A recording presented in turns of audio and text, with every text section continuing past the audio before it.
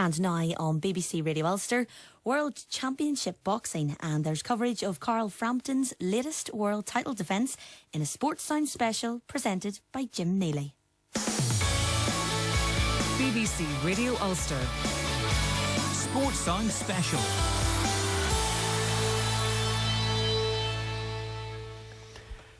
Well, the Don Hoskins Convention Centre in El Paso has seen some very interesting contests, mostly of a basketball variety, because it's been named after the great coach of the mid-60s, Don Hoskins, who took what was then the Texas Western Miners to the National Collegiate Championship. Now, of course, it's part of the University of Texas, El Paso, and it's the first time, certainly that I'm aware of, that they've had a world title fight, and indeed in the middle of the afternoon in this part of the great state of Texas. Welcome to Boxing Special here. It's Carl Frampton making the second defence of his IBF Super Bantamweight or Junior Featherweight title, and he's doing it in El Paso in Texas. A long way from home for him, not quite such a long way for his opponent, who is a gentleman well used to boxing because his father was a former world champion, Alejandro Gonzalez Sr. And Alejandro Gonzalez Jr., at 22 years of age, is hoping to do what his dad did just over 20 years ago, and that's dethrone a current champion. On that occasion, it was Kevin Kelly. He won the WBC featherweight title at the age of just 21 years of old, and is still looking pretty smart at the age of almost 43. Well, I'm joined by a man who's well aware of the IBF title and the importance of it. He not only won it, he defended it on 5 occasions, and at that stage was a British record, was it not, for a world title defence? Dave Boy Macaulay. It was 6 times. 6 defences, I do beg your pardon. But only 5 successfully, and yes. I became the most successful British fighter post-war. I became the most successful Irish fighter, I think, ever, and the most successful British fighter post-war. So I broke Jim Watt's record. I don't think he was too happy.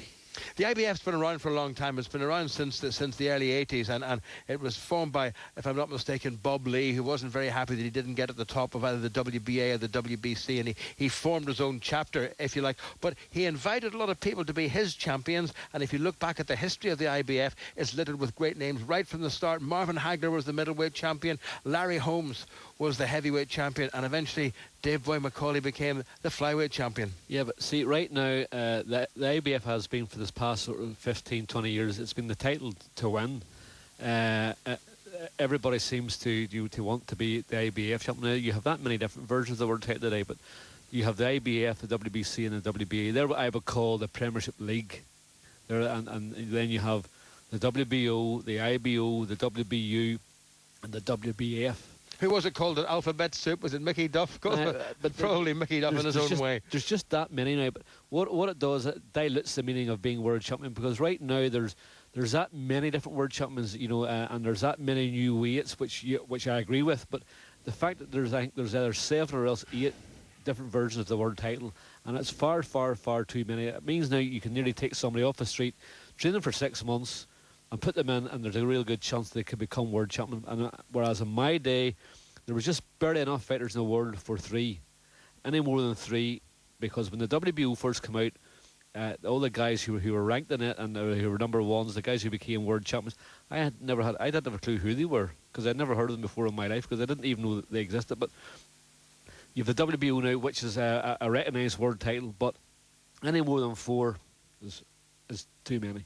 Well, Dave, you've come out pretty firmly on the fact that you reckon that Carl Frampton is the real deal and is going to go far. Speaking of weights, the weigh-in was yesterday. Frampton came in just under the 122 pounds limit. Likewise, his challenger, Alejandro Gonzalez Jr. Frampton, I think, 121 and 6 ounces. The other fellow, 121 and 4 ounces. And we can hear now from the champion, because after the weigh-in, Gavin Andrews spoke to Carl Frampton himself. It was good. I got a decent reception, a better reception than him, believe it or not. So I was happy enough with that. Decent turnout. I think it's going to be good here. I'm getting excited about it. I think the people around the town and stuff are starting to get excited. So it's going to be good. It's going to be a good night. You won the steroid anyway. How do you think your opponent looked? To be honest, he has looked pretty nervous the whole week. He's trying to be friendly. He keeps trying to, make friends with me. It's okay to shake hands once or twice, but I like to keep my distance. We've got a job to do, really. His team made a lot of noise today. Got a wee bit aggressive. I got called a Smurf a few times. I was out at the pool there and they were playing the Smurf theme tune, so but they can't fight for him. You know, that's a difference, and it's only him in there. You mentioned a job to do. You're over here in America. How big is this job? It's a big job, not just to get the win, but to do it impressively. That means, you know, realistically, I want to knock him out. That's what we're trying to do with the game plan. I just feel I'm a much better fighter on him, all round, in every department. I'm a better fighter, and it's going to be another KO win, I feel. Well, a pretty confident champion there. And if you look at the respective records and where they are in the respective ratings, we don't want to take anything away, Dave McCauley, from Alejandro Gonzalez Jr., but I could suggest respectfully that he's not in the same league as Carl Frampton. No, well, everybody has to realise it's a voluntary defence, and which means when you have a voluntary defence of your world title, you're fighting somebody who, and I'm being honest here, who literally has little chance of upsetting the odds, and I can't see this young guy Gonzalez upsetting the odds, because looking at his record and looking at him on TV and stuff and seeing the way he's built and everything else, he's not. I think in one of the government, or one of the ratings, he's ranked number 50 or 55, and I think in the IBF that he's number 15. You know, so I don't understand how there's such a big difference in two world rankings. But I just think it's an introductory fight for Carl in America, but I'm just worried in case the Americans realise that he's fighting a guy who isn't very good, and that doesn't do you any favours, because the Americans are smart. They know, they like their boxing. They know their boxing, so you're not going to bluff them. You're not going to pull the wool over their eyes. So it's every fighter's job to get in there and get rid of them as quick as what they can. But at the same time, when you're making your introduction to America, you don't want to be fighting somebody who's got absolutely no chance. And this tonight, in my opinion, is a fighter who has got little or no chance of winning. And Carl Frampton really is not the sort of fellow who'll want to try to jolly him along. I mean, he's trained, he's had to boil himself down to just under 8 stone 10. He's at the peak of his physicality, to use that modern idiom. You know, and he's 28 years of age, so I mean, time is not on his side. But so he can't afford to actually not take this very seriously, can he? No, regardless of, if you're fighting a guy with one leg, one arm and one eye, you take him seriously, regardless, because that's just the way boxing is. But that Carl will be getting here today or tonight, today over in America, and he'll get rid of this guy with, hopefully, he'll be trying to get rid of this guy as soon as he can, because look, you get paid the same money for 1 round or 2 rounds or 3 rounds as what you do for 12. So he'll be carrying nobody, and he'll be going in there, and he'll have he'll have a one-track mind to take this guy out by the roots as quickly as what he can. It's the furthest that Carl has ever had to travel in his professional career. Will that, and the strange atmosphere and the lack of support, it certainly won't be the King's Hall. No, but see, when you're in the ring, Jim, and this is no disrespect to anybody going to boxing, when you're in the ring, there's just you and him, and that's it. You know, you hear loads of voices shouting, and as far as you're concerned, you're just focused on the guy in front of you, and those voices could be for anybody, and you're just focused on the guy in front of you, and you've a job to do, and that's all you care about. Now, you sometimes hear the odd remark from the crowd, but you know, you tend not to listen to the crowd, and you try to block everybody out because you want to be concentrated on the guy in front of you. But fighting in El Paso, if it was me, I would rather bring these guys to me and put them out of their comfort zones, because I've heard some people say, all good champions like to travel. But in my opinion, like all good world champions like to fight at home, because I would rather put my opponent out of his comfort zone, bring him over into a new time zone, like a foreign country, different food, you know, different way of doing things. You try and upset your opponent as much as what you possibly can, and this is what they'll be thinking about Carl, because they'll be thinking right now, well, he's travelled here for hours and he's in a different time zone, the climate's hot, you know, everything's very alien to him. So Carl is out of his comfort zone. Like Gonzalez, he's feeling right at home because he is at home.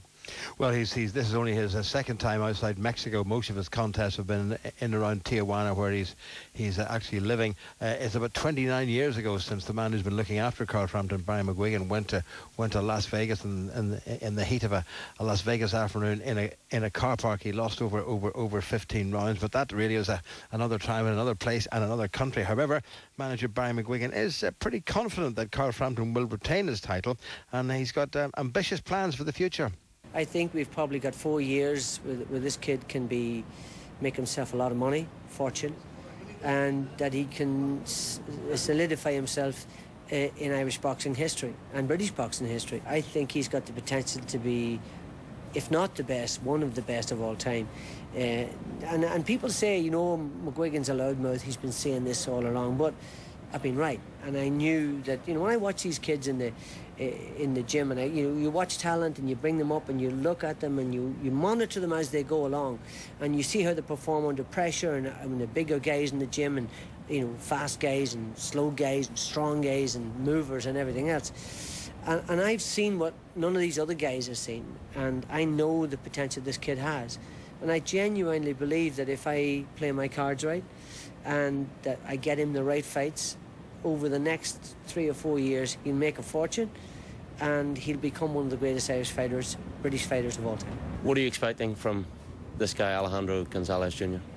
I'm expecting a tough fight. He comes from sort of Mexican boxing royalty. His dad was the world featherweight champion. He is 5'7" stroke 5'8". He can bang, he can box, he's young.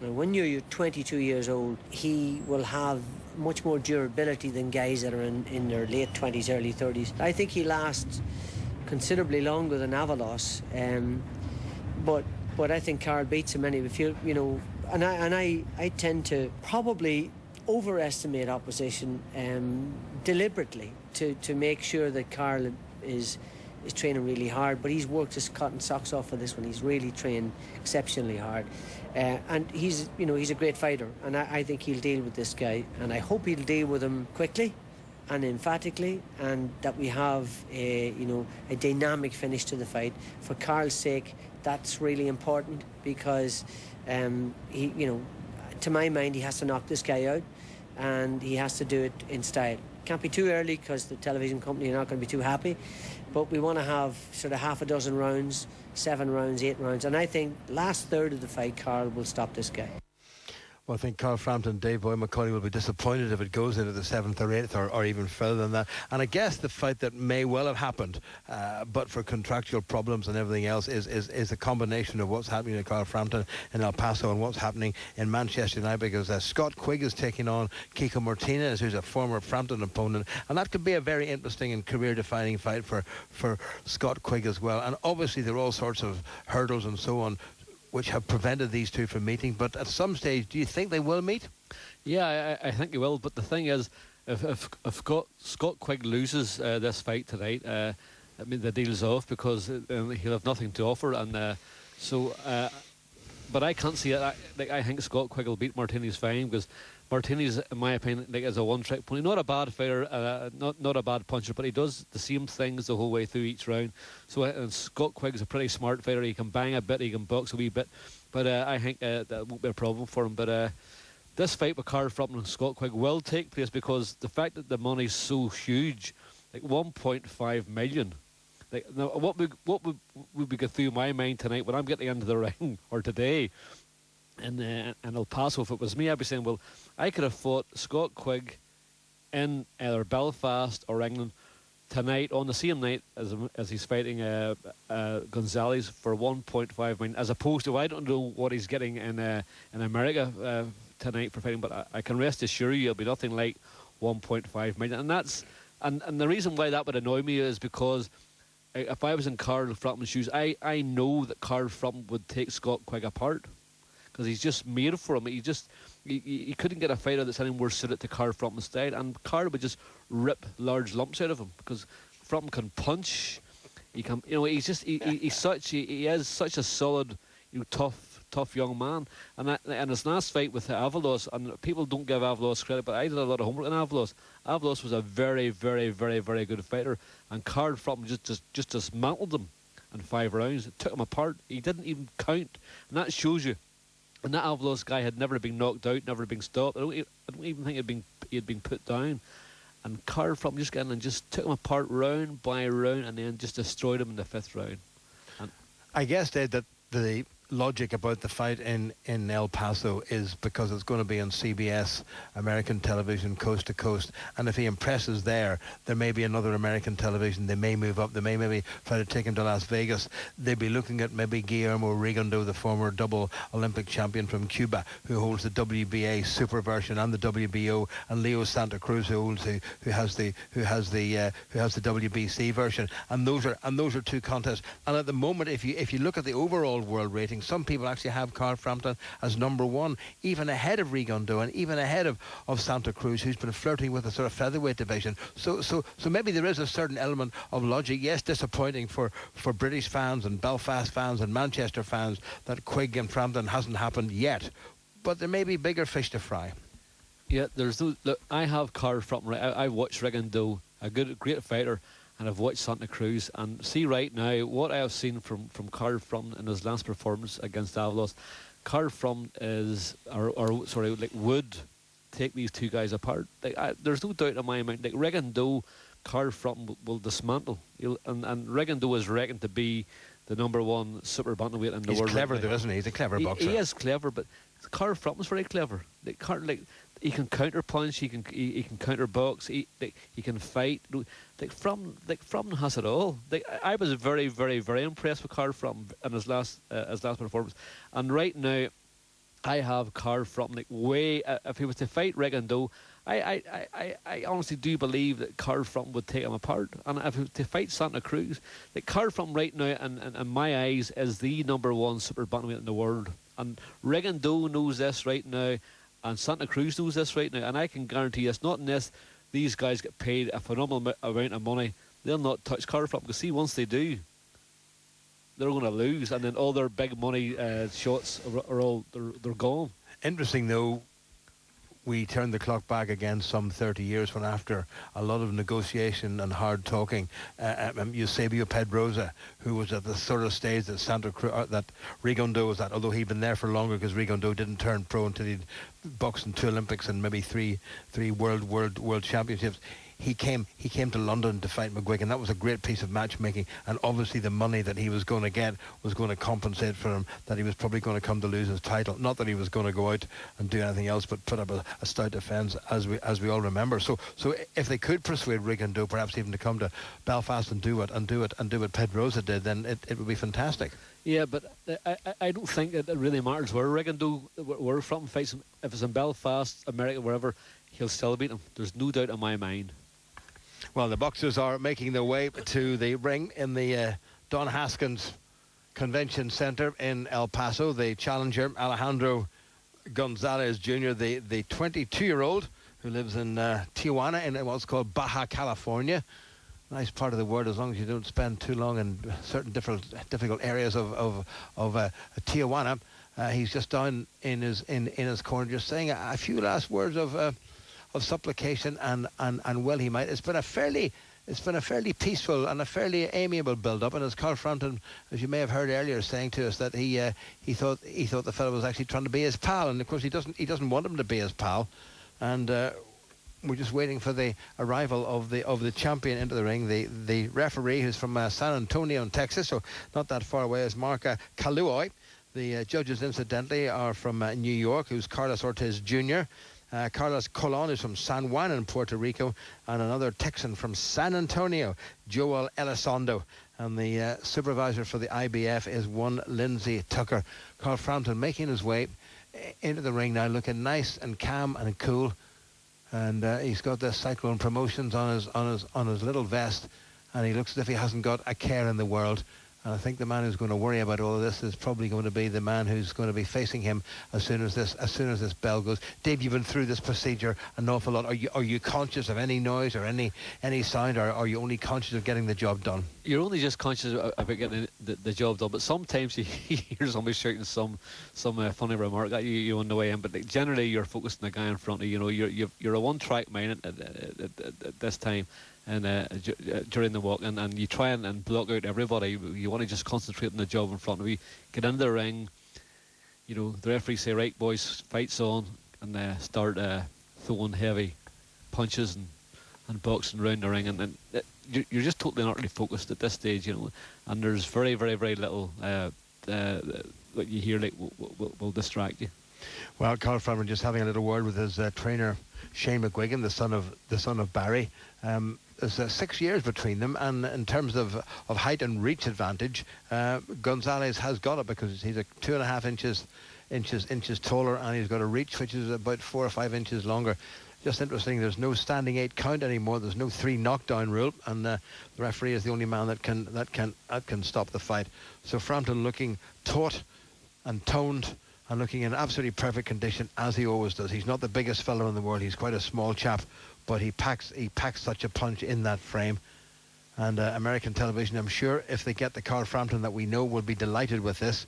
How long this is going to go, well, we have absolutely no idea. Needless to say, the ring announcements are being made. The man in the middle is Ray Flores, who's just introducing everybody. And he's introduced first the challenger from Mexico, Alejandro Gonzalez Jr., who's with his dad in the corner. Big family connection there. And his father produced one of the big upsets some years ago at 21 years of age, dethroning the then WBC featherweight champion Kevin Kelly in San Antonio in Texas. Made just one defense and then lost it. He retired, incidentally, at the age of 29 with 55 contests, 49 wins, 5 losses and 1 draw. So he is not a bad boxer at all. His son is known as Cobrita, which, if my Spanish serves me well, is a little cobra. So we've got a little cobra in one corner and a jackal in the other, as Frampton likes to call himself. You just got Boy, didn't you, Dave? Dave Boy Macaulay after Dave Boy Green. Nothing too fancy about that. Plain and simple. Absolutely. You could have been called it was a great County Antrim expression, a whitrick. A whitrick. A whitrick, yes. I remember years ago when I appeared at my grandfather's farm with my first Beatles haircut, and he took a look at me and he says, "Son, you're like a whitrick looking through a whin bush." So that certainly put me in my place, me thinking I was very clever with the comb forward Beatles haircut. Well, forget about that. That was of a different area, needless to say, and we're just waiting now for the official announcement just to get finished, and then we're going to get this one underway. For Frampton, well, he does look very cool, Dave, doesn't he? He does. Listen, this young man, I can't honestly see this fight going, Jim, past 5 rounds. I'll be very, very, very surprised if it does. You know, he's got power, he's got strength, he's got boxing ability. You know, he can box in the back foot. This young man right now is a real deal. And as I've said, if this young fella here, Gonzalez, if it goes any more than 5 rounds, I'll be amazed, because I think Frampton will come out here and tear this guy to shreds within 2 or 3 rounds, 4 rounds. And as I have seen there, if it goes any more than 5, I'll be gobsmacked. Well, during the elections, Dave, we heard about people eating their hats. I noticed you didn't bring a hat with you, but we'll just keep that in abeyance. As we mentioned earlier, this is the Don Haskins Convention Center, named after the man who was the most wonderful basketball coach here in El Paso, took the Texas Western Miners to the NCAA title way back in 1966. And what was interesting about that was he started 5 Afro-American players in the playoff, which was really unheard of. So not only did he win, but he set down a marker and was probably one of the people who was responsible to help the desegregation process in America's sport. The referee is Mark Calloway, Calo-OY, and just to remind you once again that the judges are from Ridgewood in New York. That's Carlos Ortiz Jr. from San Juan in Puerto Rico, Carlos Colon, and from San Antonio here in the great state of Texas, Joel Elizondo. The challenger being introduced. He's got a little black bandana around his head, which of course will have to come off, of course. And he's getting a fairly decent round of applause, and then in the corner they're waving the Mexican flag, and he's just raising his left hand in salute, and it's getting a pretty warm reception. The crowd will be predominantly behind him, but there's an awful lot of support for this young man from Tigers Bay in Belfast, the former amateur with the Midland Amateur Boxing Club, who won the Irish amateur flyweight title at senior level back in 2005, and then the featherweight title in 2009, and in between he won a silver medal in what was then the European Union Championships in 2007. But he's got himself bulked up. He's added a tattoo or 3 or 4 along the way, but at the moment he is looking very, very intense and looking full of concentration. And the crowd really warming to this personable young man from Belfast, who's not boastful, he's not vainglorious, he doesn't do any of the sledging, he doesn't give his opponents a bad time. Final instructions from referee Mark Calloway. And he's going to keep the blows up, he's saying, and break when you're told to break, touch hands and come out. And he's a very, very dapper looking man. Well, the black and grey head bandana has come off. He's getting a hug from his dad in the corner. But he looks a little nervous, doesn't he, Dave McCauley? He does, yes. And I know you can't go by build and stuff in a ring, you know, but not unless this guy is a devastating puncher. Like, that's the only thing that might save him here. But right now, he looks very, very, very much the underdog.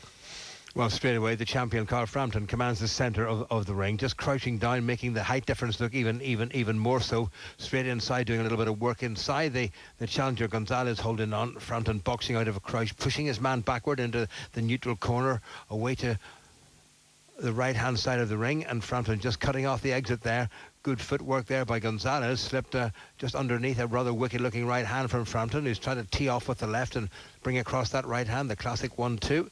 Nice little stiff jab. Oh, and Frampton rocked. What a good shot that was. He walked onto a left hand. My word, what a start for Gonzalez. And Frampton just dropped the hands a little bit. I don't think he's hurt at all, but he's getting the standing 8 count, and that is not the start that Frampton wanted. And that, unless something else happens, Dave, is going to be a 10-8 round to the challenger. What a start by Gonzalez. Frampton caught very cold in this hot city.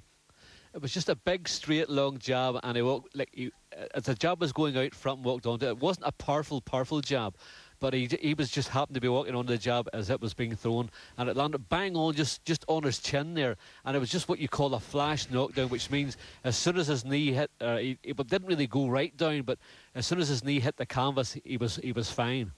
Well, that will certainly sharpen up Carl Frampton's concentration, but it will do no harm whatsoever to the concentration and psychological plus for the challenger Gonzalez into the second half of what's been a pretty extraordinary opening round, particularly from the point of view of Frampton, who found himself not quite down, but taking a standing count.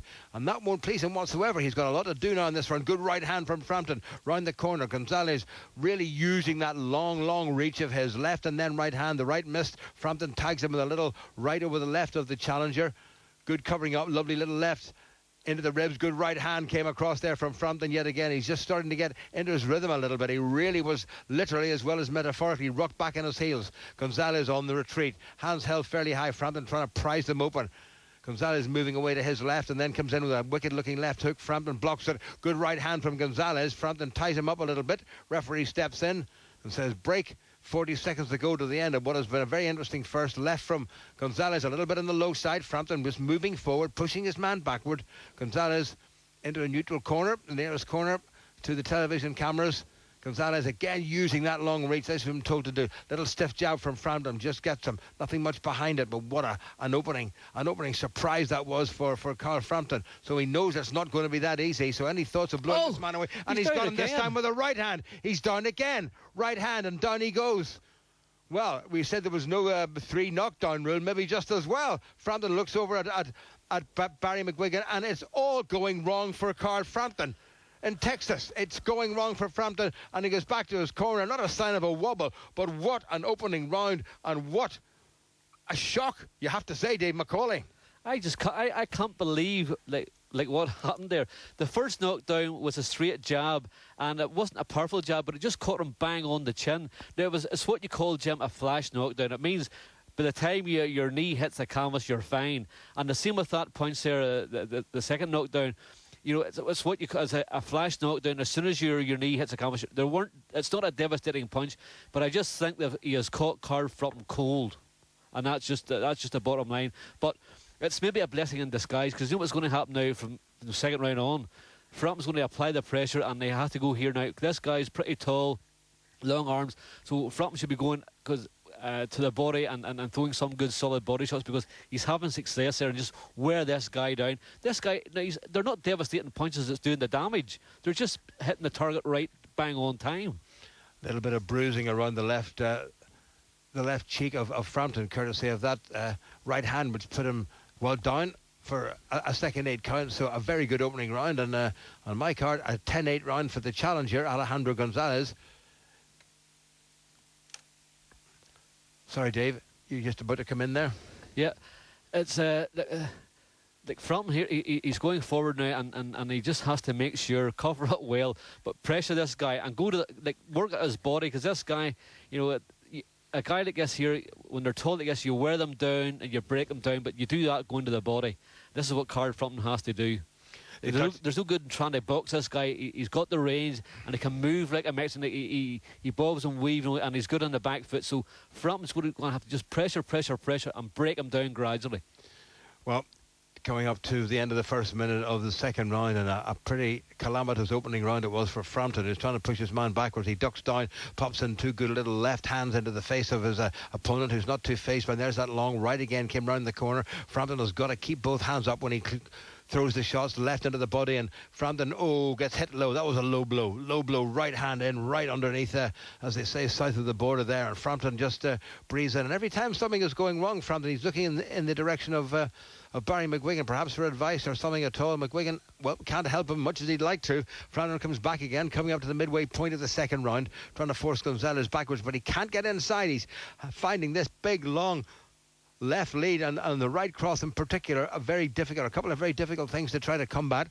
Frampton again just moving round to his left, trying to cut off the ring, a little crouching style, and Gonzalez looks about 2 feet taller than him, and he's certainly using all those physical attributes. Frampton has got to step up the work rate. He's really got to start varying it a little bit. He's leaving himself open just for that little right hand cross again. He's stepping inside. There's a good combination by Frampton. Left and then right. Knocked the man back on his heels for the first time. But back he comes. Wicked-looking uppercut went in there from Gonzalez, who moves back to his own corner. Frampton just moving forward, trying to pressurise his man, just looking for a little bit of an opening, keeping him honest, jabbing away with that little short tip-tapping left of his. Gonzalez moves backward, long left from the challenger. Frampton ignores it, moves in again. Better stuff from Frampton. Much better round from Frampton. His round certainly, but not by much of a margin. Gonzalez gets him again with the right, but there's nothing in it. Better stuff from Frampton. He's just settled himself down now. Nice right hand from the champion.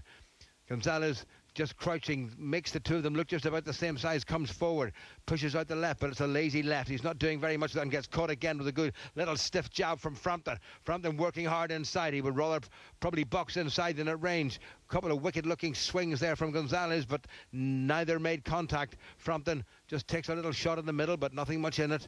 Wasn't going to be drawn into stepping back in, and pops out a couple of little left hands and comes across with a right cross. Doesn't quite contact, last few seconds, and that's the end of the second round. Much better from Frampton. His round, I would suggest. Great stuff from Frampton again. Like, what he did was he's putting the pressure on it. He's coming forward, and he's actually, even though he has a shorter reach, he's getting through the jab more often than what Gonzalez is. So he's doing the right thing right now. He's coming forward. He's putting the pressure on. He's going to the body and to the head. So he's switching you up and down, which he has to do to make this guy think, because even looking at this fella right now, like when Frampton puts him under pressure, you see him beginning to slightly, go into a shell. So I think, I know this might be early stages saying this, but looking at him from here, I just think if Frampton keeps this pressure going, like, this guy will buckle. Now, it might take another 3 or 4 rounds for this to happen, but I think if Frampton just keeps going forward, letting the bombs go, he's going to break this guy down gradually, and then eventually, I hope that he will knock him out, and I think he will. I still think he will. Well, not the start that everyone expected from Carl Frampton. Took 2 standing 8 counts in the first round. If you're just joining us, second round by Frampton by a decent margin, albeit by a single point. The referee just at the start of the second round has spoken for the second time to Alejandro Gonzalez Jr. for low blows. He's being forced backward by Frampton, who looks a little bit more like himself now. Good covering up by Frampton and good movement from the body, and gets a good left hand into the body yet again. And there's another low punch. There's another low punch. And the McGuigan contingent are absolutely furious. Now that's going to be a point deducted. He's going to lose a point for that. That's the third time he was spoken to. Once he was spoken to a second time, and he's been deducted a point, which is not going to help him whatsoever. And Frampton, well, thank goodness, Dave, for the good old cup protector is all you have to say. But Frampton coming back in again, swings a left hand, doesn't quite land with it. Looking solid, Frampton. A little bit too square, perhaps. Gonzalez just going on the back foot, popping out that left hand of his, and the right hand is nowhere near it. And Frampton just jabbing very nicely. Minute gone, and this is the second round.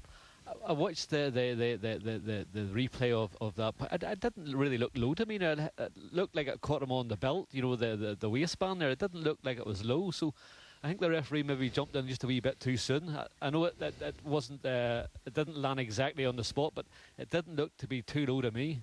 Well, they're getting involved now. They're going toe-to-toe, and Frampton, is he coming off the better of this? He's leaning forward. He's got his man in a neutral corner, and he's holding on a little bit. Well, Gonzalez certainly has got all that characteristic Mexican toughness there.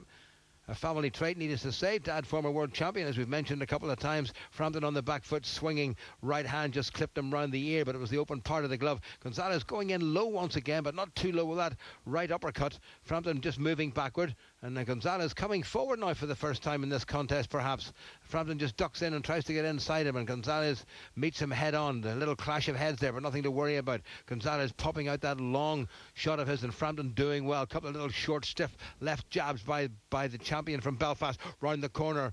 Good stuff. He turned the jab into a hook and came round the corner and caught his man. Frampton just trying to cut off the escape route yet again. Right hand from Frampton lands, and Gonzalez shakes the head and says, "Is that all you've got?" And Frampton comes forward. Frampton just timing just off a wee bit with the right hand. The left is landing quite nicely. 45 seconds to go to the end of the third round. First round very much to the challenger, second to Frampton. This third one should be to Frampton as well. Good right hand by Frampton. That's a little bit more like it. In the middle of the ring, 30 seconds to go. Frampton now adopting a wider stance, inviting his man to come forward, and he will come forward. Pops out the left hand, the challenger. Frampton just moves away to his left. Stands, inviting his man to come forward. A little movement from the waist. Frampton again, little tip-tap left hand, just right on the end of the nose. No real damage caused. 15 seconds to go. We'll be hearing the 10-second clapper in any second now. Good left hand by Frampton. This is more like it. Got his man on the back foot. Is he starting to wear him down a little bit? He's just so strong, Frampton. And there was a left hand, was low again, and the referee says just get on with it. I think it was accidental. And there's the end of that round, and Frampton has taken another one. Yeah, good stuff by Frampton again, but when it showed you that punch, in the split screen here, the punch didn't look to me like it was low. Now Frampton won that round there convincingly, but that because of that public warning there, he's won that by a 10-8 margin. So this is sort of nearly pulling everything back level again. But this guy's going to have to be very, very careful. The referee isn't being biased, which does happen more often than not. When you fight abroad and you're getting into your opponent's own hometown, the referee sometimes can't be on your side. But this referee seems to be pretty fair here. He gave him like a public warning, and in my opinion, I only wish I could get another look at this, but in my opinion, that just landed on the borderline. Well, Frampton did not appreciate the low punches, but he'll certainly appreciate the fact that he's having conceded the first round. He's clawed his way back, and I reckon it's just about even, Stephen, as we start the fourth round. Referee brings them together. Frampton straight into the middle of the ring, the shorter of the two by some distance. A couple of little left jabs straight in by Frampton. Took a left hand but ignored it and got a good left hook in himself. Gonzalez now just tucking up a little more. He's not sort of standing and trying to tower over Frampton and intimidate him with his height. Oh, lovely shot by Frampton. Lit. Another stiff little left jab. Drops the hands a little bit. Now he brings them back up again. Frampton has just got the measure of this man when it comes to teeing off first. Gonzalez moving away. Tried an uppercut. Frampton saw it coming. Blocked it with his left. Gonzalez moves to the centre of the ring.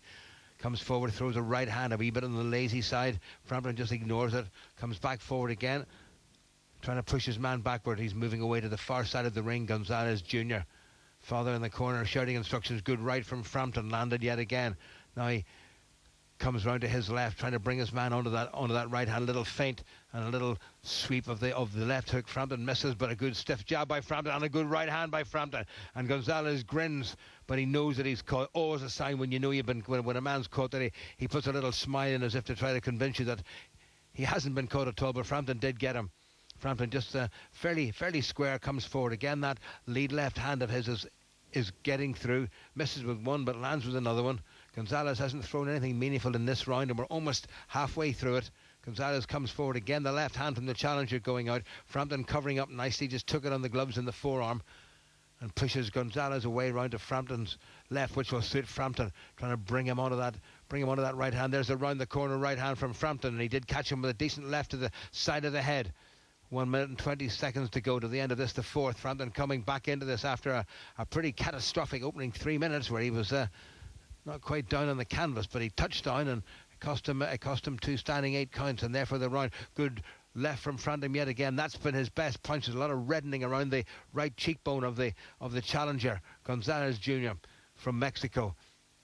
Into the final minute of this, the fourth. Frampton comes forward, a couple of little jabs round the corner, tried to turn one into the hook yet again, steps inside, hint of a low blow there, but Frampton made nothing of it, and they come together in a bit of a clash, and the referee just splits them up. Frampton back in the middle of the ring, back to the cameras. Good left hand by Frampton, nicely done. His man leaned into, he feinted a little bit and then he threw it very nicely. That's the best shot that Frampton has thrown so far, and he's got him again with a left hand. This is better from Frampton. Now Frampton is starting to open up a little bit. Less than 30 seconds to go. I don't think there's time for him, but he needs just to press home this advantage.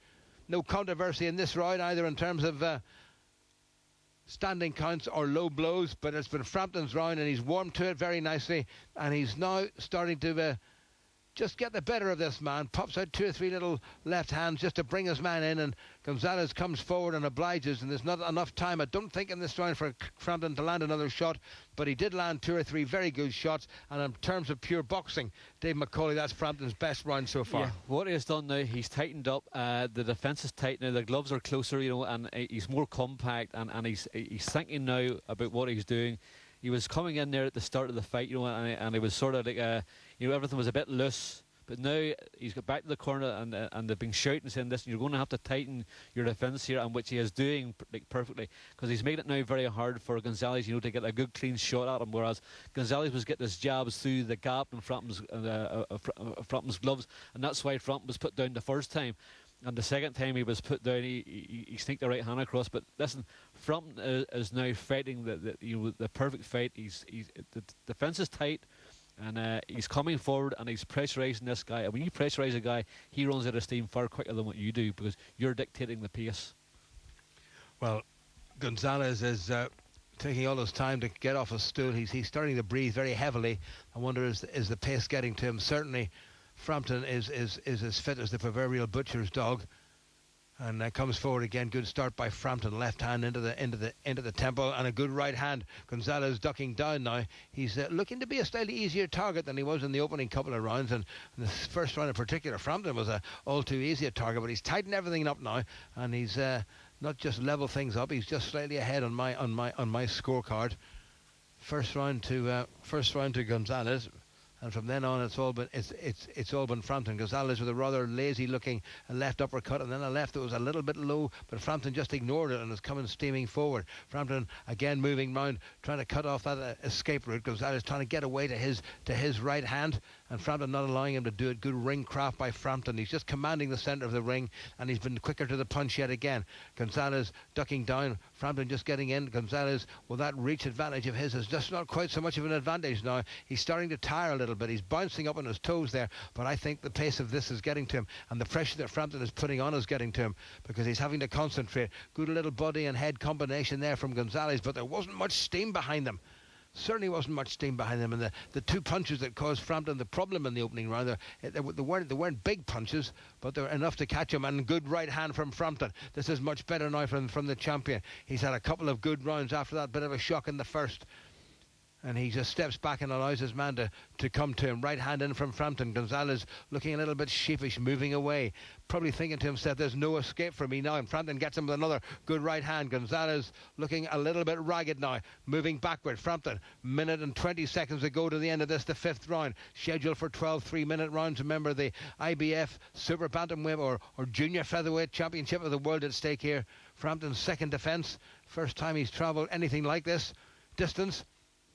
He moving forward, a minute to go. Frampton coming forward. Gonzalez now on the back foot. This is more like it from Frampton. This is the inevitable Frampton. Good right hand from Gonzalez, but he leaned into it. There was nothing there at all. I don't think there's much left in this fellow Gonzalez's legs. I don't know about his heart, but he's taken a bit of a pummeling, and all it needs is one big shot, and I think he's going to be in a bit of trouble. 40 seconds to go to the end of the 5th. Frampton coming forward.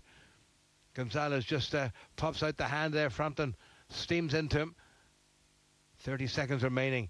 Wild right hand swing by Frampton comes nowhere near the target. Gonzalez moves away. A little bit of a let off for him. Is there time for Frampton? Stiff little left jab yet again. Probably his best punch of the contest so far. Frampton just moving round, tries the uppercut, misses, timing just off a little bit. Frampton just blows a little bit. Air-conditioned venue.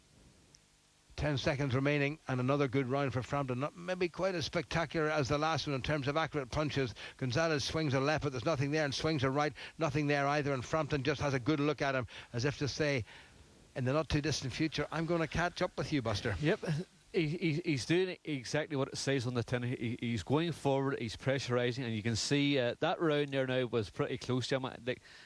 Frampton had success, and your man had success, with his jab and stuff, and they caught Card nearly as many times as Card caught him. So I sort of give that round there pretty much even. But I think Card Frampton's doing exactly the right thing. You can see this guy now beginning to slow down. His reflexes aren't as good as what they were. He's moving back all the time, and Card's putting pressure on. When you pressurise a guy, it breaks him down quicker. And when you're the person who's setting the pace, it takes less out of you. I know that maybe sounds a bit daft, but when you push forward and you keep pushing your opponent back, he tires that bit quicker than what you do. Well, he hasn't got a bad record, Alejandro Gonzalez Jr., just 22 years of age. This is his 29th contest. He's won 25, 15 by stoppage, 1 loss and 2 defeats. His dad, who's at ringside, the former WBC featherweight champion of the world, started boxing professionally at the age of 14. There's no British Boxing Board of Control around there to check anybody's dates of birth. But Gonzalez now has started this 6th round. We're coming out of the halfway stage of the scheduled 12-rounder in a pretty lively fashion. But he put in a couple of little flurries there, and a good right hand caught Frampton, but nothing to worry about. Frampton now again commanding the middle of the ring. Left hand held a wee bit on the low side, but he now seems pretty confident that Gonzalez doesn't have anything that's going to bother him. I don't think he can really afford to take that chance, because he did get caught in the first round, as we know. Good right hand for Frampton. Good punch. Best punch of the contest from him by some distance. Gonzalez took it well, shook his head and came forward. So he must have a pretty decent chin. Frampton not too far away. Missed with the right. Caught him with a couple of little tapping left hands just round the corner. Gonzalez comes forward to the right. Falls short. Frampton moves backward. Gonzalez in with the left. Frampton in with a left of the body. Frampton just trying to command the centre of the ring. Stabs out a couple of left jabs. Moves backward, looking for that right hand to come across. Gonzalez swing by Frampton, timing off a little bit, got himself caught with the right hand, but got one in himself in return. And Frampton moving onto the back foot, just leaning in, inviting his man to come forward, maybe try the uppercut so he can leave himself exposed. But Gonzalez, having none of it, just moved backward. Frampton again misses with the right, but gets him with the left. Every second or third punch Frampton is landing. Gonzalez hasn't really landed too much in the way of meaningful shots in this particular round. Frampton just pushing forward midway through the round, and then 6 more to go. Frampton again backs his man up, and Gonzalez grins a little bit, knowing that he was caught with nothing too worrisome, but decent shots. There's a good left hand and right combination from Frampton. Gonzalez on the back foot yet again. Frampton now just starting to shake the shoulders and look as if he's ready for action, looking to unleash something big and something special. A minute to go to the end of round number 6.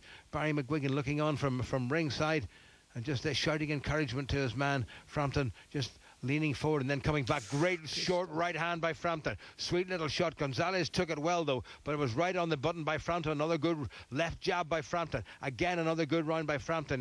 He's gradually getting the better of his man after that awful start. Right hand round the corner from Frampton. This is better. Gonzalez looking a wee bit weary. He's on the flats of his feet now. 30 seconds to go. Frampton coming forward. He needs to put the foot on the pedal if he's going to finish this, and he might well do, but Gonzalez is looking to survive. Good right hand by Frampton. Gets him again right in the chin. And Gonzalez took it well and came back and landed a good right of his own. 15 seconds remaining to the end of the 6th and the halfway stage in this contest. Well, a lot of the smart money was in Frampton getting it done pretty early. It's not going to happen. And Gonzalez has more than survived. It's Frampton's contest at the moment, despite that pretty awful opening round. And there goes the bell for the end of round number 6. And Frampton just warming up a nice, clean piece of concise boxing. Well, you can see right now he's got the measure of him, and you can tell by the way he was a bit more relaxed in that rounder, and he was catching with the rights and the left. So I think right now, I was one of these guys who actually made a prediction that Frampton would have him there maybe 4 or 5 rounds. I was wrong, but I think now the ratings, you can see the rating going on the wall now. he has a measure of him. You know, he's pressurised him. He's catching him now with a lot more clean punches, and he's doing a lot more damage. So Gonzalez now is beginning to feel the pressure, and the tactics that Frampton's been using from about the second round on are now beginning to bear fruits, because he's coming forward. He's doing what he's been told to do from the corner, and he's pressurising, and you can see now he's beginning to gradually break Gonzalez down. Now Gonzalez's face in his corner showing a few signs of wear and tear. Nothing much to worry about before the bell goes. Frampton up out of his stool, anxious to get back onto it. Gonzalez, well, survives the wrong word. He's done very well. He's still there after 6 rounds, when a lot of people, myself included, thought that he wouldn't be. I'm just wondering if either Guillermo Rigondeaux or Leo Santa Cruz are watching this one. Scott Quigg certainly won't be watching it, because he's in action somewhere in Manchester at the moment. And here we are now, round 7, 30 seconds just about gone. Frampton coming forward. Gonzalez just backed up against the ropes and moves into the middle of the ring, and Frampton allows him to do that. Frampton just crouching down. Another little short left hand lead from Frampton, making very light of this considerable reach advantage that's enjoyed by the challenger, who comes forward and steps in. Didn't quite get the feet right, but he threw a big, long, looping right hand and just clipped Frampton round the ear. Nothing to worry about, though, for the champion. Frampton coming forward, just moving the shoulder, trying to tempt his man. A little feint, trying to get him in. Good left hand by Frampton round the corner. Clever piece of boxing by the champion. Misses with a right to the body. Gonzalez just backs up a little bit. Pops out a couple of left hands. The second landed, but nothing much in it. Again, Gonzalez comes going to the waist, or trying to, and bit on the low side, trying to draw down the hands of Frampton. Frampton gets him with a good right hand, and again gets in the middle of the ring and stops Gonzalez moving away from him. Gonzalez coming in close. Frampton read it very nicely, blocked the uppercut and got in nicely. Some good work inside by the champion Frampton. Left hand again by the Belfast boxer. Gonzalez just ducking down a little below waist level. Frampton missing him. Needs maybe to try to get in and try an uppercut of his own, perhaps, if he can possibly do it. He's only really thrown one in the entire contest. It's been mostly left jabs and a couple of nice little right crosses. Frampton will probably want to finish this one. I don't think he wants to go the 12 rounds, because it might not be too impressive in terms of progressing with major TV companies in the United States of America. He needs to win this one, but he needs to be pretty impressive. A minute to go to the end of round 7. Gonzalez Jr. is still there. Frampton got him with a left, and before that a decent right, and I think the shot to the body has hurt Gonzalez a little bit. It's a little look of anxiety on his face. He's not giving very much away. Coming forward again, throwing out the left hand, but he's well short. He's not really stretching. He's not really stepping in. He's not getting that left foot forward to get the maximum force behind the punch. Frampton just waiting for him. I don't think Frampton has actually fought anybody just as tall as this before. Frampton trying to go underneath the left elbow, round to the body, failed. And Gonzalez moving out of the way. Gonzalez doing a good job in the retreat, and Frampton gets him with a nice short little chopping right hand to the left hand side of the challenger's face. 2 more little left hands into the face by Frampton. Gonzalez comes forward, misses with the left. Frampton just crouching down, tempting his man to come to him. 15 seconds to go. Frampton just tucking up very nicely. Not taking any chances, having got caught cold in the first round or so. Round the corner right from Frampton, wasn't too far away. Bell just about to arrive, and Gonzalez comes forward, lands with the left hand, but nothing much between it. Closer round that one, but still Frampton's round. Good stuff again. He's breaking him down. As you can see there, that round there, was nothing in that round at all, in my eyes, because Gonzalez didn't do very much, and Frampton didn't do a big lot more. So it was a pretty even round. As we can see here, Frampton's doing the right. He's banging the body shots, but then Gonzalez replied with body shots. So it's that round was pretty even, but not a big lot happened. You think now. In my opinion, they maybe have taken their foot off the gas, and tried to take a wee bit of a rest in order to get their second wind.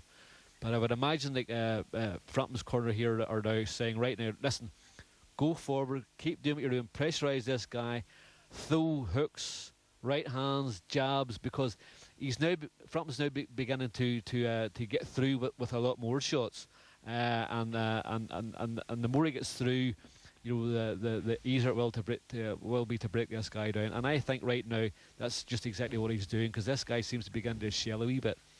Well, top of the bill in the Manchester Arena, I've just been informed, and Scott Quigg has disposed of the former Frampton opponent, Kiko Martinez, in 2 rounds. Martinez stopped in the second round, which means that Quigg has retained his version of the WBA. super bantamweight title, and he'd probably be back in his dressing room watching this particular contest, and I wonder what's going through his mind on this one. Would he fancy Carl Frampton? I would say the chances of that must be greater, because that was a better performance against Martinez than either of the performances that Frampton put in against the tough former champion. So a good night in Manchester for Scott Quigg. Not such a wonderful night so far for Frampton in El Paso. He's winning this contest and recovered from two very solid looking shots, which forced 8 counts in the first round to be comfortably ahead, certainly on my scorecard. But Gonzalez, the man whom everybody thought that Frampton was going to get out of the way early doors, is still there. He's not really offering very much. It's all on the retreat. He's just got, I think, survival in his mind. Frampton comes forward, gets him with a good left hand. That was a good shot by Frampton in the Mexican corner. Better stuff then by Frampton. Now, can he build on that? He needs to throw more shots like that. There was a right hand once again from Gonzalez. It was very, very low. Frampton just ignored it and kept on going, and the referee kept on going as well. Midway through this, the 8th round, and then 4 more. There's right hand once again, and there's another little sneaky left from Gonzalez, who was a wee bit low, and a right was a bit on the low side. He's not punching exactly terribly accurately or legally, Gonzalez. It's not bothering Frampton. There's another right hand, and Frampton this time says the referee, come on. The referee just says to him, stop it now. And this time it was Frampton actually landed a low blow. Oh, well, that's a bit harsh. Are the both of them going to get... Oh, well, I think he's just going to speak to them both. I thought for 1 minute he was going to penalise them both, but he hasn't. He's just said to them, stop all the low blows and get on with the boxing. Well, one of the talking points of this interesting contest. Clock resumes, a minute to go to the end of the 8th. Frampton comes forward, gets his man with the left hand, but Gonzalez just turned the head to one side. Good little slicing left hand to the side of the Mexican's head by Carl Frampton. Throws that left hand up in the air, trying to entice his man to come forward. Gonzalez still in front of him. He really has put up a more than decent show here against the defending champion, and Frampton will be glad to get this one out of the way. Certainly, as we said, held on my card and on Dave McCauley's card, but Frampton would like to stop this man if he possibly can, because there's one thing that the Americans like in terms of their television boxing, is they like a man who has the old equalizer in either hand, or preferably both. Frampton has landed with a couple of decent shots, but nothing really punishing. Frampton into the body cleverly. He's been outboxing the man now since about round 3, and I don't think he's lost a round since round 3. They may have been one shared. Frampton just again trying to entice Gonzalez to come forward, and catches him with a couple of good left hands. Frampton left hand held rather worryingly low at the end of the round, and Frampton goes back to his corner. Gonzalez goes back to his, and another Frampton round. Good stuff from front, but that showed you on the split screen there that Gonzalez, he hit card from bang on the crown jewels, and I'm surprised that the referee didn't give him a public warning, because he gave him a public warning for a punch, which in my opinion didn't land on the crown jewels exactly the way that one there did, but then Frampton come back and then hit him low, so the referee is supposed to say, I'm going to give no public warnings here. But listen, Carl Frampton just right now is beginning to break him down, and he's getting in closer, and he's catching with some very good shots. But he still has to be very careful, because this guy, he did look tired at one stage, but he seems to have sort of got a second wind. But I don't think he's a real danger. I don't think he's going to knock Card out, or he's going to put Card down. But you just have to be very, very, very wary. Card just has to keep the defence tight, keep the gloves, in close, so as this guy can't sneak that big strong left jab that he has and that overhand right, because he is covering up now pretty well from him, so therefore he's doing everything exactly right, or exactly what it says on the tin.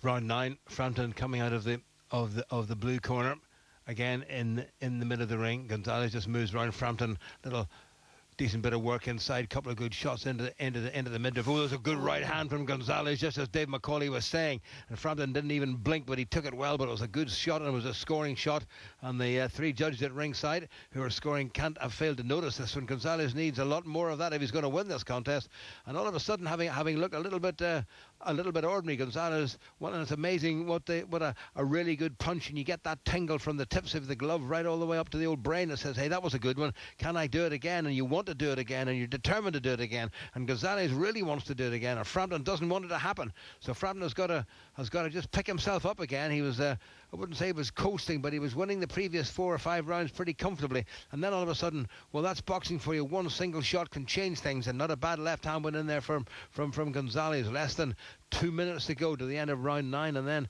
then 3 more. A lot of us didn't think that Frampton would be here. We thought he'd be sipping an iced tea somewhere, or maybe something a little bit stronger.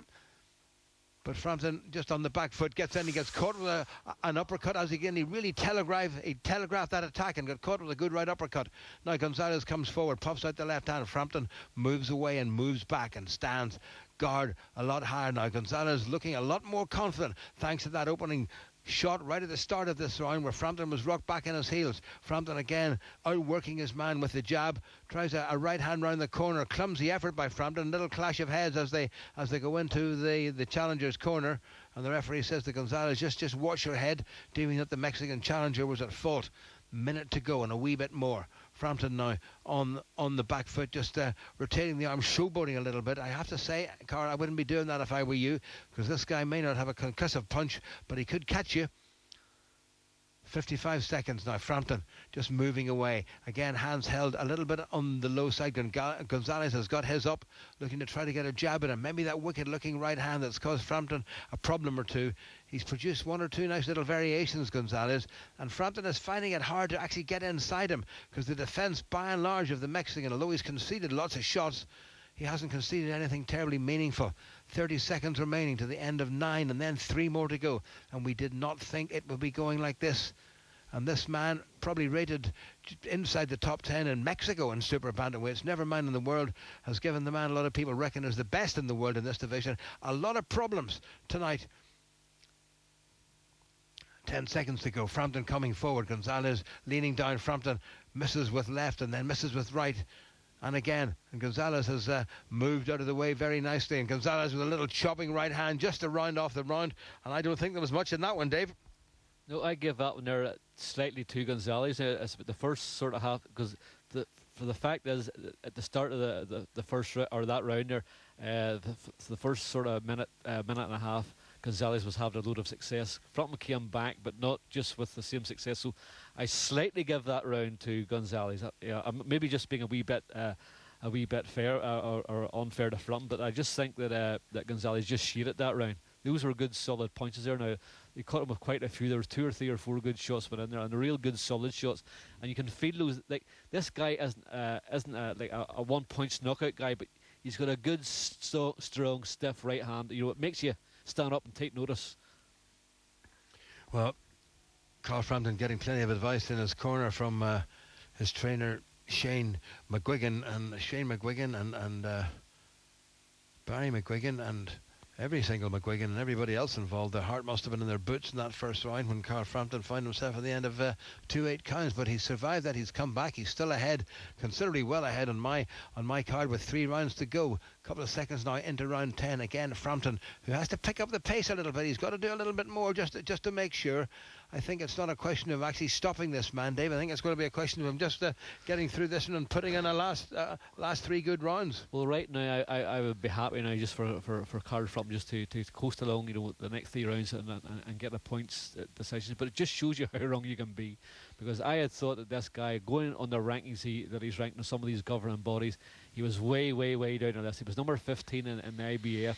And you're number 15 in these governing bodies, it means really you haven't got much of a chance. But this guy has proved everybody wrong. This guy is a real good, solid fighter, and has got the ability to learn from this fight, because at the minute that he's losing big style, but he will learn from this fight, and this fight will probably make Gonzalez a far better fighter. He'll be one to watch for the future.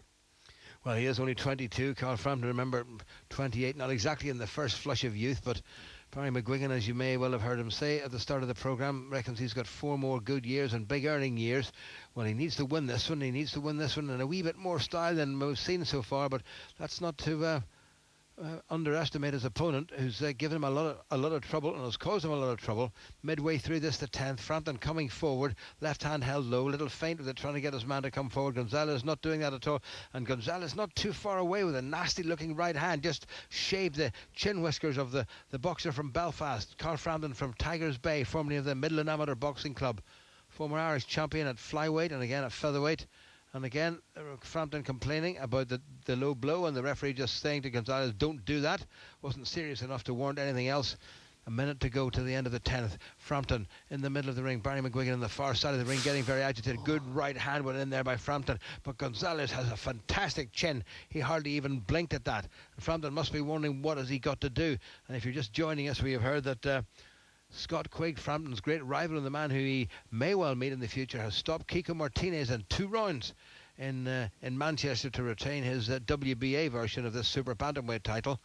Frampton, the IBF champion, the other 2 champions, the WBC, Leo Santa Cruz, and the WBA super champion and WBO champion, Guillermo Rigondo, the Cuban now based in the United States. Less than 30 seconds to go to the end of round 10. Frampton gets him with a good right hand, and for the first time they really fall together. Both men showing signs of tiredness. We thought that Gonzalez might have been shot in the middle of the contest, but not so. Again, Frampton comes forward. Little left hand from Frampton. Tried the uppercut but missed. He's landing about 1 out of 4 shots, Frampton, but better finished by Frampton. But there's not a lot in this one. But for my money, I think Frampton just landed the cleaner shots just about, and no more. May well just have shaded that round. So 2 more rounds to go, Dave McCauley. How do you see it? Well, right now I have Carl Frampton in front now, and I think Gonzalez has to do quite a considerable lot these next couple of rounds, in order to sway this. But if Frampton keeps doing exactly what he's doing right now, he's going to retain his world title. But this guy Gonzalez, he's a tough guy, Jim. He's worried. He doesn't look, when he get into the ring, he looked pretty weak. He didn't look like he was going to last. But you can't go by looks in a boxing ring, because normally it's the wary guys who you can punch. They're durable. They've got the whole up. This guy, look, this fella's impressed me now. Going by his record and going by his rankings, doesn't do this guy justice, because Gonzalez is far better than what the rankings he is in the world they do, and the way where he's ranked in the IBF, where he's ranked in that boxrec.com, doesn't do justice for him. Because this guy is at least a top 10 fighter. Well, he's proving that at the moment. If according to the BoxRec ratings, the computer-based ratings, and Carl Frampton is the number 1 in the world, and this fellow was, I think when I checked it this morning, was number 53. Well, that's a gap of 52, and if my sums are right, and he certainly has been a lot better than that. So can Frampton find something in the last, just under 6 minutes to show that he is the number 1 in the world, and show emphatically that he is the number 1 in the world? And I'm sure he will not know that Scott Quigg has defeated his old opponent, Kiko Martinez, in 2 rounds in Manchester. He'd be more concerned about getting Senor Gonzalez out of the way. 30 seconds, almost 40 seconds gone in this, the penultimate round number 11. And as we mentioned before, a lot of us did not think that Frampton would be in this kind of territory at all. Good left hand into the body there by Frampton. Gonzalez is still there. My word, he's strong. He can take him to the body. He can take him to the chin. His face is reddening. Frampton's got a wee bit of bruising just around the right eye and on his left cheek, courtesy of a good right hand in the first round. But they've done a good job in the corner. Frampton looking purposeful now. Lands with a good right hand. A little feint. Dropped the left shoulder. Landed with the right hand. Gonzalez hanging on really for the first time. Referee has to split them up. Coming up to the midway point in round number 11. Frampton just backing off, encouraging his man to come in. Gonzalez feinted with a little left hand, then throws out a right. Misses by quite a few inches. Again, Frampton doing nicely on the reverse. Good right hand in from Frampton. A little clipping, short, slicing punch. Didn't really affect Gonzalez too much, but it certainly landed. Crisper work, by and large, has come all the way through from Frampton.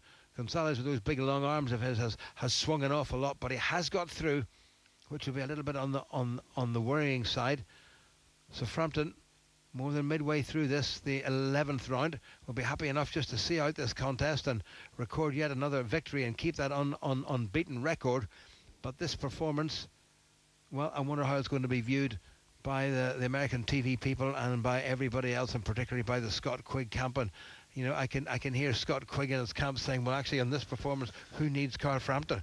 Yeah, well, I think, in saying that, Jim, Scott Quigg doesn't, because you know why? Because Frampton has got the real world title, whereas Scott Quigg has the gold version, and the real world champion at Scott Quigg's weight is Rigondo.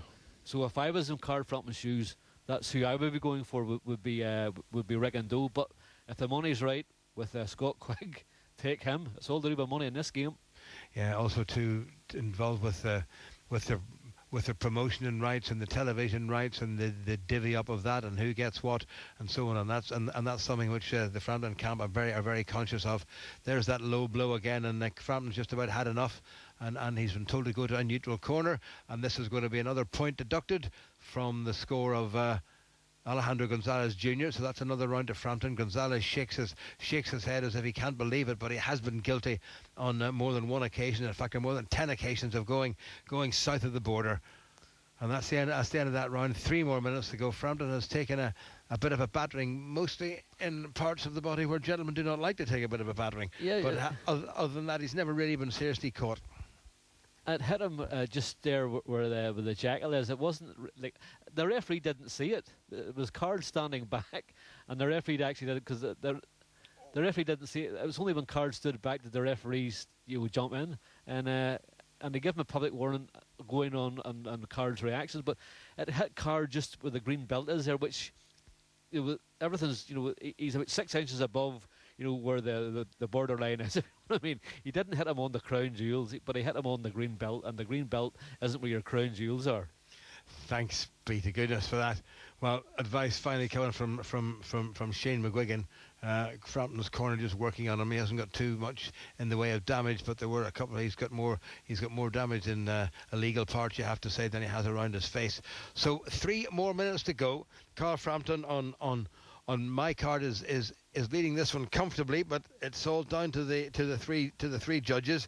Carlos Ortiz Jr. from New York, from Puerto Rico, from San Juan, Carlos Colon, and from San Antonio in Texas, Yoel Elizondo will be the men who will decide. And if they're seeing the contest the way I've seen it, they've got Frampton. They have Frampton pretty comfortably in front. I have him leading this by about 6 rounds, maybe 2 rounds, including the first to Gonzalez. 1 drawn and the rest of Frampton. Now, are we going to get a big grandstand finish here? I think Frampton will be quite happy to see the bell. Gonzalez is coming forward. It's amazing what great strength you've got when you know you're going to see the bell, and Gonzalez is coming forward, trying to do what he did to Frampton in the first round. Good left hand by Frampton, but Gonzalez has still got that nasty looking right hand available to him. Just about 2 minutes to go. Frampton just backing off a little bit. Gonzalez reaching with the right, and Frampton gets him with a good left hand. Set him up with a nice little left, or good right hand, I should say, and another sweet short little left in there. Better stuff by Frampton. Just picking his man. A little bit of desperation now in the work of Gonzalez. Comes forward, left jab into the face of Frampton. Nothing much behind it. Frampton just being quite wary. Gets his man with a good shot, good right, and then a left by Frampton. Nice boxing on the retreat by the champion, as if to emphasise who is the number 1 in the world and who is the pretender. Well, Gonzalez is 6 years younger, and I reckon with a bit of work and much more coaching from his father, the former world champion, he could be something quite special. And one remembers all those years ago when a certain Steve Cruz was plucked out of comparative obscurity. He caused a huge upset, defeating Barry McGuigan in the heat of Las Vegas.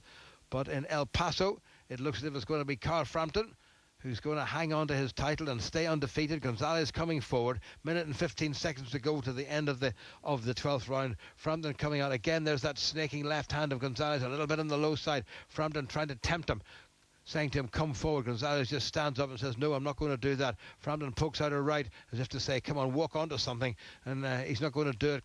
Frampton very nearly got him with the left hand round the corner right from Frampton. Open part of the glove, just caught him round the left ear. Referee breaks him up. He's had a very good contest. This referee, Mark Kaluoy from San Antonio. Frampton comes forward. Good right hand by the champion. Needs just to impress in this last round. He's won this contest, I reckon, reasonably comfortably, although he's never been anywhere near his best. That was a good shot by Frampton, left hand. Gonzalez coming forward. Frampton just on the retreat, and again that good countering left hand by Frampton. Tries another one. Gonzalez blocks it with the right. 20 seconds to go. Frampton leans in with the left shoulder. Jabs out with a couple of little lefts. Gonzalez happy enough to try to just tie everything up. Again, the referee comes in and splits them up for only maybe the 3rd or 4th time in the entire contest. It's been a very professional contest from both of them. They've got on with the basics, apart from a few low blows from the challenger and 1 low blow from Frampton. And Gonzalez comes forward and the referee blows the whistle and the two boxers collapse into each other's arms. Shane McGuigan gets into the ring and Frampton is getting hugged. I think he's in more danger from Gonzalez hugging him to death, such as the admiration that I think the young Mexican has for him. But Frampton, I think, Davis, has won this one pretty comfortably.